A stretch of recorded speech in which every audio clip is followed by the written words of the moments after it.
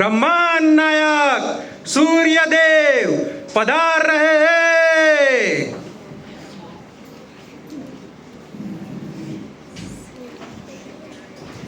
પ્રણામ સૂર્યદેવ. પ્રણામ. શું વાત છે? આજે આ તાત્કાલિક સભા શા માટે બોલાવવામાં આવી છે? સૂર્યદેવ, તમે અમારા બધાના કેન્દ્રબિંદુ છો. તમે અમારા માટે પ્રકાશ અને ઉર્જાના સ્ત્રોત છો. આજે આપણે બધા, ખાસ કરીને હું અને પૃથ્વી, આવનાર ભવિષ્ય માટે ખૂબ જ ચિંતિત છીએ. એ માટે તમારી બધાની સલાહ માંગીએ છીએ. મંગળ, તમે કઈ બાબતથી આટલા ચિંતિત છો? અને આપણી પૃથ્વી છે ક્યાં? અરે, પૃથ્વીને બોલાવવાની શું જરૂર છે? હશે આટલામાં ક્યાંક રડતી કપાળતી. આ હું શું સાંભળું છું? પૃથ્વી રડે છે? અરે ગુરુદેવ, તમે આ પરિવારમાં સૌથી મોટા છો. એ માટે તમે જ આ પૃથ્વીને કંઈક સમજાવો ને. કેમ? શું થયું? શું સમજાવવાનું છે આપની હરિયાળીને? શાની હરિયાળી? હવે તો થઈ ગઈ છે કાળી કાળ. અરે શરીદેવ, તમે થોડી વાર ચૂપ નહીં રહી શકતા? એક તો પહેલેથી જ આપણી પૃથ્વી કેટલી દુખી છે. દુખી છે એમ તેમાં હું શું કરું? પહેલા તો બહુ ગર્વ કરતી હતી, પોતાની સુંદરતા પર કહેતી હતી, જુઓ મારી સુંદરતા. લહેરાતા બગીચા જુઓ, કિલકિલાટ કરતા પક્ષીઓ જુઓ, ગર્જના કરતા પ્રાણીઓ જુઓ, આ જુઓ તે જુઓ. અને હવે શું થયું? અરે, કોઈ મને પણ બતાવો કે થયું છે શું? અરે ગુરુદેવ, આપણી વચ્ચે એક વખત વાત થઈ હતી ને કે આપણી પૃથ્વી મુરઝાઈ ગઈ છે.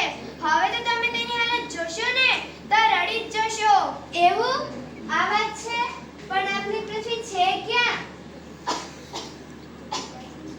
તે જુઓ, પૃથ્વી આવી ગઈ. પ્રણામ સૂર્યદેવ. અરે બહેન, આ હું શું જોઉં છું? તમે તમારી હાલત કેવી કરી નાખી? શું કહું હવે? મને તો મારા જ બાળકો મારી રહ્યા છે. હું મારું દુઃખ કોને કહું? સાચી વાત છે. જ્યારે તારા ખોળામાં જીવનનો ઉદય થયો હતો ત્યારે તું કેટલી ખુશ હતી. તે દિવસો મને હજુ પણ યાદ છે.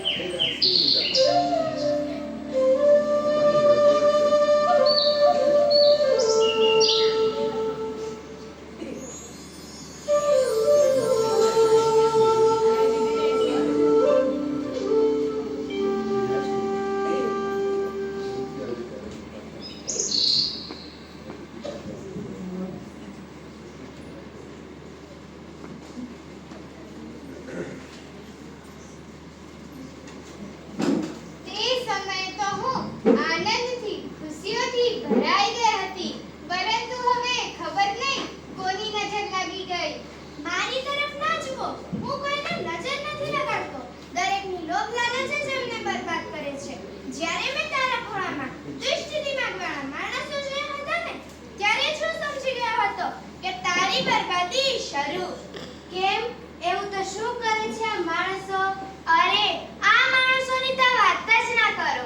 પોતે પોતાને બરબાદ કરે છે અને બધો દોષ આપણા માથે નાખી દે છે.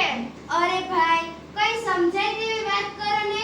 મને તો કઈ સમજાય ને. લૂટા ગેરો में कहा दम था, हमें तो अपनों ने लूटा गैरों में कहा दम था, मैंने जिसको पाला पोसा उन्होंने ही मेरा नाश किया. पहला सब एक સાથે હળી મળીને રહેતા હતા, બધા સુખી હતા. પછી જે જુદાઈ અને વિકાસનો જુસ્સો ભરાયો તેનાથી મારી બરબાદીની શરૂઆત થઈ ગઈ. ના આમ જોયું ના તેમ જોયું,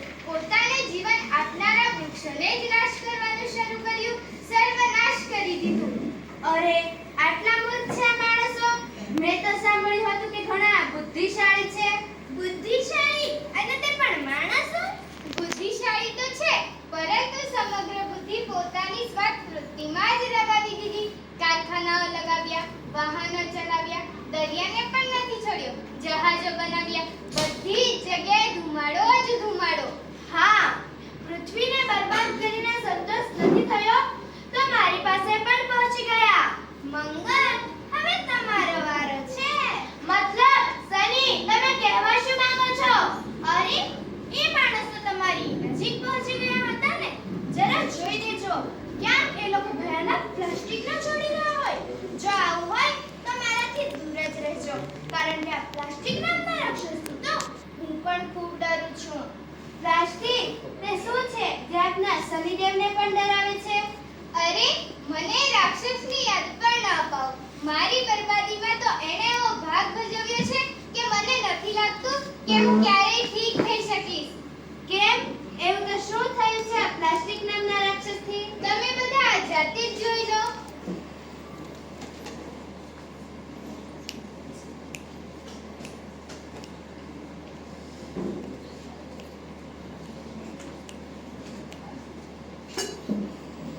આપણે હજુ પણ પૃથ્વીને બચાવવાનો પ્રયત્ન કરીએ છીએ, પણ લોકો હજુ પણ દેખાડો જ કરવામાં મસ્ત છે. દેખાડો? કેવો દેખાડો? અરે, ગઈકાલનું જ ઉદાહરણ લઈ લો. કેમ? શું થયું હતું ગઈકાલે? અરે, તમને ખબર નથી કે ગઈકાલે મોદીજીનો જન્મદિવસ હતો? હા, એ તો ખબર છે, પણ પછી થયું શું? તો તેમના જન્મદિવસ પર સાફ સફાઈનું અભિયાન રાખવામાં આવ્યું હતું. એમ? પછી શું થયું? હા, બધા એ તો ખરા, પણ કામ કરવાનો માત્ર દેખાડો જ કર્યો. દેખાડો? કેવો દેખાડો? હા, પહેલા તો બધાએ ફોટા પડાવ્યા, પછી નાસ્તો કર્યો અને નાસ્તાના પેકેટો ધ્યાન નાખી આવ્યા. અરે, આ બધી પરેશાનીઓનું મૂળ પ્લાસ્ટિક જ છે. ઘણા પ્રાણીઓ આ પ્લાસ્ટિકને ખોરાક સમજે છે. જેમ કે આપણા બધાની ગાય માતા આ પ્લાસ્ટિક ખાઈને મરી ગઈ છે. હા, આ પ્લાસ્ટિક તો પાઇપલાઇનને પણ બ્લોક કરી દેશે. વરસાદની ઋતુમાં આખા શહેરમાં પાણી જ પાણી થઈ જશે. હું તો બધાને કહીને કંટાળી ગઈ કે જમીનમાં પ્લાસ્ટિક ના નખાય. મારી તો આખી જમીન જ બંજર થઈ ગઈ છે. હું તો હવે હોસ્પિટલમાં કેન્સરના દર્દીની હાલત નથી જોઈ શકતી. તેમાંથી 70% લોકો તો પ્લાસ્ટિકના વાસણોમાં તૈયાર રાખવામાં આવેલ ખોરાકના કારણે કેન્સરના ભોગ બનેલા છે. તો કરીએ શું? હા, આપણે કેવી રીતે બચીએ આ પ્લાસ્ટિકથી? આપણે ગ્રીન વોરિયર છીએ. આપણે કંઈક ને કંઈક તો કરવું જ પડશે. હા, આપણે આપણી પૃથ્વીને તો બચાવવી જ પડશે. હા, સાચી વાત છે. ચાલો બધા.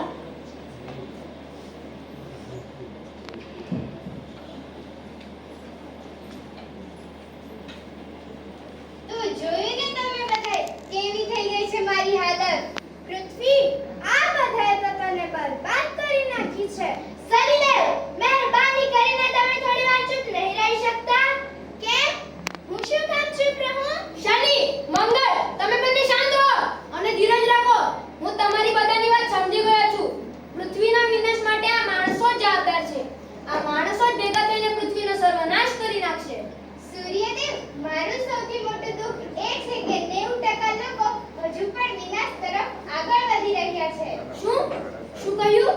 એ જ કે લોકો વિનાશ તરફ આગળ વધી રહ્યા છે. હા, એ તો મેં સાંભળ્યું, પણ તમે કેટલા ટકા લોકો વિશે વાત કરી? 90% લોકો. તો બાકીના 10% લોકો કોણ છે અને તેઓ શું કરી રહ્યા છે? તેઓ ગ્રીન વોરિયર છે. તેઓ પરોપકારી છે. તેઓ જાગૃત નાગરિકો છે. તેઓ લોકોને સમજાવવાની કોશિશ કરતા રહે છે. આનો અર્થ એ છે કે પૃથ્વી તમને બચાવવાની આશા હજુ પણ જીવંત છે. સૂર્યદેવ, તમે કહેવા શું માંગો છો? મને તો કંઈ સમજાતું નથી. હા, સમજાવું છું. પૃથ્વી, આ 10% લોકો પાસે તમારી આ બગડેલી દશાને સુધારવાનો કોઈ તો ઉપાય છે ને? હા, તે લોકો મારી દશાને સુધારવામાં જ કામ કરે છે. પૃથ્વી, એવું તો તે લોકો કયું કામ કરે છે? તે લોકો વૃક્ષોને ઉગાડે છે, પ્રદૂષણ ફેલાવતા વાહનોનો ઉપયોગ નથી કરતા, ઓર્ગેનિક ખોરાકનો ઉપયોગ કરે છે, સ્વચ્છતા રાખે છે, પ્લાસ્ટિકનો ઉપયોગ નથી કરતા, રીયુઝ, રીડ્યુસ અને રિસાયકલનું ચુસ્તપણે પાલન કરે છે. એમ? તમને લાગે છે એ લોકો તમને ચમત્કાર કરી બતાવશે. ચમત્કાર? સૂર્યદેવ કેવો ચમત્કાર? સૂર્યદેવ, લાગે છે તમારી પાસે કોઈ યોજના છે. આવું હોય તો કૃપા કરી અમને બધાને જણાવજો. હા, પરંતુ તેના માટે મને તમારી બધાની મદદ જોઈશે. આદેશ આપો સૂર્યદેવ. ભારત વર્ષમાં ઈસરો અને અમેરિકામાં નાસાના વૈજ્ઞાનિકોનો સંપર્ક કરો. તેમની મદદથી આ 10% લોકોને પૃથ્વીનો સમગ્ર કાર્યભાર સોંપી દો. આ 10% લોકોને સર્વ સત્તા આપી સામ, દામ, દંડ, ભેદ બધી જ કૂટનીતિનો ઉપયોગ કરીને આ 90% લોકોને સીધા રસ્તા પર લાવો. આધુનિક ટેકનોલોજી અને વિજ્ઞાનનો ઉપયોગ કરો. ફરીથી ઉપયોગમાં લેવાય એવા ઉર્જા સ્ત્રોતોનો ઉપયોગ કરો, જેથી પ્રદૂષણ ઓછું થાય. જે દેશો પાસે આધુનિક ટેકનોલોજી અને વિજ્ઞાનમાં પ્રગતિશીલ હોય તે દેશો પોતાની ટેકનોલોજી બીજા દેશોને પણ આપે, જેથી તે દેશો તેનો ઉપયોગ કરીને પૃથ્વીને બચાવી શકે. પ્લાસ્ટિકના પુનઃ ઉપયોગ અને રિસાયકલ માટે નવી તકનીકોની શોધ કરે, જેથી પૃથ્વીને પ્લાસ્ટિકના રાક્ષસથી બચાવી શકાય. પૃથ્વી પરની દરેક વ્યક્તિને પોતાની જવાબદારીઓ સમજાવે, જેથી તે ઓછામાં ઓછું પ્રદૂષણ ફેલાવે અને પૃથ્વીને બચાવી શકે. જે વ્યક્તિ આ 10% લોકોની વાત ન સાંભળે એને નરકનો રસ્તો બતાવી દો. સૂર્યદેવ, આટલા કઠોર ના બનો. પૃથ્વી, તમે બધાની માતા છો. મમતા તમારો સ્વભાવ છે. પરંતુ જો બાળકો બગડી જાય તો તેમને સીધા રસ્તા પર લાવવા માટે કડક બનવું એ તમારી ફરજ છે. આજે સંપૂર્ણ માનવ જાતિના અસ્તિત્વ માટે તમારે કઠોર બનવું પડશે. તમે જે કહો છો તે સાચું છે. આજથી જે મનુષ્ય મારા અસ્તિત્વ માટે મૂળભૂત સહજીવનનું, સમગ્ર પ્રાણી સૃષ્ટિનું, વનસ્પતિ સૃષ્ટિનું તથા હવા, પાણી, જમીન અને પ્રકાશ જેવી મૂળભૂત સંપત્તિઓનું જતન કરશે તેને જ જીવવાનો અધિકાર મળશે. બાકીનાનો નાશ થશે. સૂર્યદેવ, તમે આવું જ કહેવા માંગો છો ને? હા, એકદમ સાચું. પરંતુ સૂર્યદેવ, જો 90% લોકો નહીં સુધરે તો એમનો પણ સર્વનાશ અને પૃથ્વીનો પણ સર્વનાશ. પૃથ્વીનો સર્વનાશ. સભાગણ, આપણે આશા રાખીએ છીએ કે આ દિવસ ક્યારેય ના આવે. આ માનવ જાતિ પ્રકૃતિની જાળવણી કરશે અને એની જાળવણી માટે કામ કરતી રહેશે. અને સૂર્યદેવ, જો આવું ના થયું તો? શનિદેવ, જો આવું ના થયું તો હું પોતે જ આખી દુનિયાને મારી આ ભીષણ આતિબાઈને રદ